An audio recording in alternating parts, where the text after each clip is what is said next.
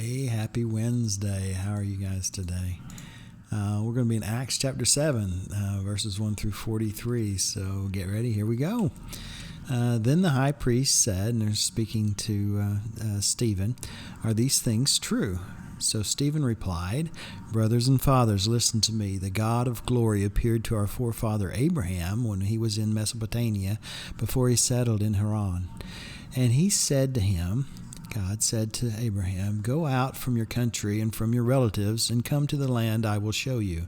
Then he, Abraham, went out from the country of the Chaldeans and settled in Haran. After his father died, God made him move to this country where you now live. He did not give him any of it for an inheritance, not even a foot of ground. Yet God promised to give it to him as his possession and to his descendants after him, even though Abraham as yet had no child.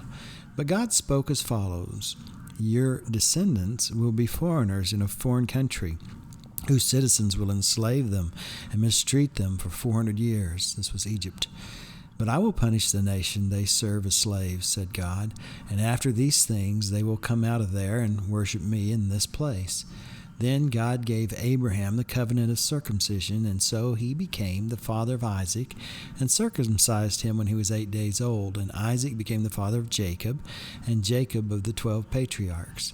The patriarchs, because they were jealous of Joseph, sold him into Egypt, but God was with him and rescued Joseph from all his troubles and granted him favor and wisdom in the presence of Pharaoh, king of Egypt, who made him ruler over Egypt and over all his household. Then a famine occurred throughout Egypt and Canaan, causing great suffering, and our ancestors could not find food. So when Jacob heard that there was grain in Egypt, he sent our ancestors there the first time. On their second visit, Joseph made himself known to his brothers again, and Joseph's family became known to Pharaoh. So Joseph sent a message and invited his father Jacob and all his relatives to come, 75 people in all. So Jacob went down to Egypt and died there along with our ancestors, and their bones were later moved to Shechem and placed in the tomb that Abraham had bought for a certain sum of money from the sons of Hamor in Shechem. But as the time drew near for God to fulfill the promise he had declared to Abraham, the people increased greatly in number in Egypt, until another king who did not know about Joseph ruled over Egypt. This was the one who exploited our people and was cruel to our ancestors, forcing them to abandon their infants so they would die. At that time Moses was born, and he was beautiful to God. For 3 months he was brought up in his father's house, and when he had been abandoned, Pharaoh's daughter adopted him and brought him up as her own son. So Moses was trained in all the wisdom of the Egyptians and was powerful in his words and deeds. But when he was about 40 years old, it entered his mind to visit his fellow countrymen, the Israelites. When he saw one of them being hurt unfairly, Moses came to his defense and avenged the person who was mistreated by striking the Egyptian. He thought that his own people would understand that God was delivering them through him, but they did not understand. The next day Moses saw 2 men fighting and tried to make peace between them, saying, "Men, you are brothers. Why are you hurting one another?"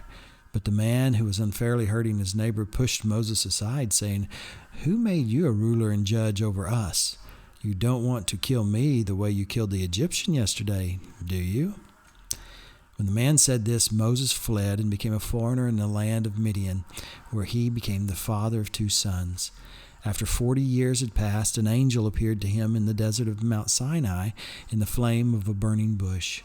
When Moses saw it, he was amazed at the sight, and when he approached to investigate, there came a voice of the Lord: "I am the God of your forefathers, the God of Abraham, Isaac, and Jacob." Moses began to tremble and did not dare to look more closely. But the Lord said to him, "Take the sandals off your feet, for the place where you're standing is holy ground. I have certainly seen the suffering of my people who are in Egypt, and I have heard their groaning, and I have come down to rescue them. Now come, I will send you to Egypt." The same Moses they had rejected, saying, "Who made you a ruler and a judge?" God sent as both ruler and deliverer through the hand of the angel who appeared to him in the bush. This man led them out, performing wonders and miraculous signs in the land of Egypt and at the Red Sea and in the wilderness for 40 years. This is the Moses who said to the Israelites, God will raise up for you a prophet like me from among your brothers. That was Jesus.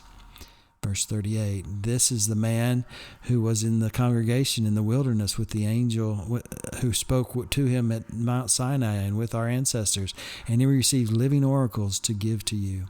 Our ancestors were unwilling to obey him, but pushed him aside and turned back to Egypt in their hearts, saying to Aaron, make us gods who will go in front of us, for this Moses who led us out of the land of Egypt, we do not know what has happened to him.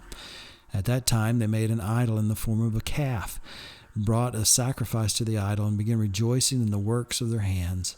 But God turned away from them and gave them over to worship the host of heaven. As it is written in the book of the prophets, it was not to me that you offered slain animals and sacrifices 40 years in the wilderness, was it, the house of Israel?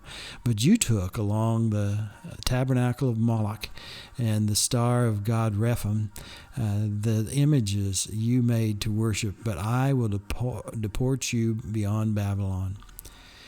Stephen's sermon, which is quite long, is a tour de force of biblical interpretation. In response to charges raised by the Jewish leaders against him, he explained his claim that Jesus fulfilled the purposes of the law and the temple, thus casting Jewish laws and customs in a different light. First, Jesus reminded them of God's promise to Abraham and how quickly his descendant Joseph was rejected. Second, he mentioned Moses' rejection by his own people as he sought to help them. Third, he reminded them that Moses spoke of a better prophet who would come. Here is Stephen's point. Israel has a history of rejecting God's messengers and prophets.